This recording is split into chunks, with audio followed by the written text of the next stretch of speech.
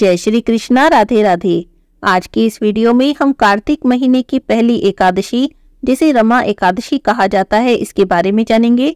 साल 2024 में रमा एकादशी का व्रत किस दिन किया जाएगा और पूजा का शुभ समय क्या रहेगा, पूजा कैसे करनी है, सारी बातें जानेंगे। तो चलिए वीडियो को शुरू करते हैं। साल 2024 में 28 अक्टूबर सोमवार को रमा एकादशी का व्रत किया जाएगा। हालांकि एकादशी तिथि 27 अक्टूबर रविवार को सुबह में 5:23 पर ही प्रारंभ हो जाएगी और एकादशी तिथि का समापन होगा 28 अक्टूबर सोमवार की सुबह 7:50 पर। तो ऐसे में भक्तों के मन में ये प्रश्न भी आएगा कि जब रविवार को सूर्योदय से लेकर पूरे दिन तक एकादशी है तो रविवार को व्रत क्यों ना करें। तो देखिए, जैसा कि मैं हर एकादशी पर आपको ये बताती हूँ कि दशमी युक्त एकादशी का व्रत करना शुभ नहीं होता है, द्वादशी युक्त एकादशी का व्रत करना शुभ होता है। इसीलिए 28 अक्टूबर सोमवार को ही रमा एकादशी का व्रत करें, इसी दिन व्रत करना शुभ रहेगा। एक और बात, 28 अक्टूबर सोमवार को ही गोवत्स द्वादशी भी है, तो अगर आप गोवत्स द्वादशी का भी व्रत करते हैं तो आपको एक ही दिन में दोनों व्रत करने हैं।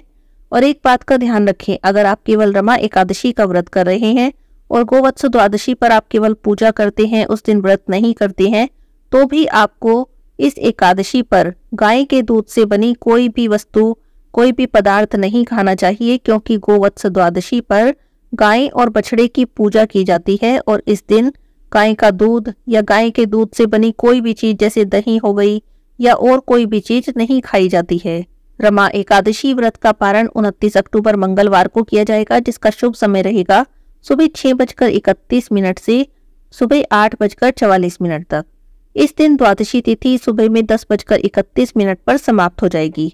अब जान लेते हैं रमा एकादशी के शुभ मुहूर्त के बारे में और पूजा विधि के बारे में। इस दिन सूर्योदय का समय रहेगा सुबह 6:30 और सूर्यास्त का समय रहेगा शाम 5:39। इस दिन सोमवार का दिन है, तो राहु काल का समय रहेगा सुबह 7:54 से 9:18 तक। इस समय को ध्यान में रखें, क्योंकि राहु काल में कोई भी शुभ काम या पूजा पाठ नहीं करते हैं। पूजा पाठ के लिए ब्रह्म मुहूर्त को सबसे शुभ माना जाता है और ये समय रहेगा सुबह 4:48 से सुबह 5:39 तक। इस समय में आप एकादशी व्रत की पूजा कर सकते हैं, कथा पढ़ सकते हैं। दिन में अभिजीत मुहूर्त रहेगा 11:42 से 12:27 तक और शाम के समय 5:39 से 6:56 तक पूजा का शुभ समय है। कार्तिक का महीना है और कार्तिक का महीना भगवान विष्णु को समर्पित होता है। इस महीने में भगवान विष्णु की और तुलसी देवी की विशेष रूप से पूजा की जाती है।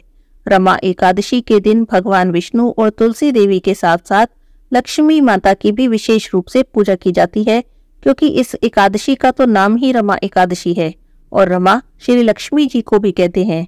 तो इस दिन आप भगवान विष्णु के साथ साथ तुलसी देवी की और माता लक्ष्मी की विशेष रूप से पूजा करें। ऐसा करने से अगर आपके घर में कोई भी धन संबंधी समस्या है या कोई भी परेशानी है, वो दूर हो जाएगी। रमा एकादशी पर पूजा करने से पहले सबसे पहले जहां पर आप पूजा करने वाले हैं उस स्थान को गंगा जल छिड़ककर साफ कर लें।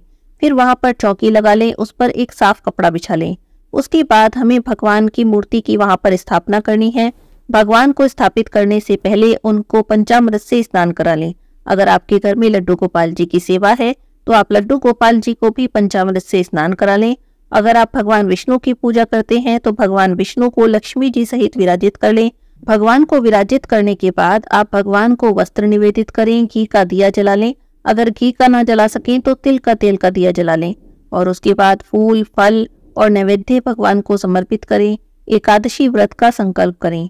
संकल्प करने के लिए हाथों में पुष्प ले लें, जल ले लें, कुछ दक्षिणा ले लें और कुछ सफेद तिल ले लें। ध्यान रखें, एकादशी के दिन चावल का प्रयोग नहीं करते हैं, तो आप संकल्प करने के लिए भी हाथों में चावल नहीं लें। और उसके बाद एकादशी व्रत का संकल्प करें। अगर आप व्रत करते हैं तो व्रत का संकल्प करें, पूजा करते हैं तो पूजा का संकल्प करें।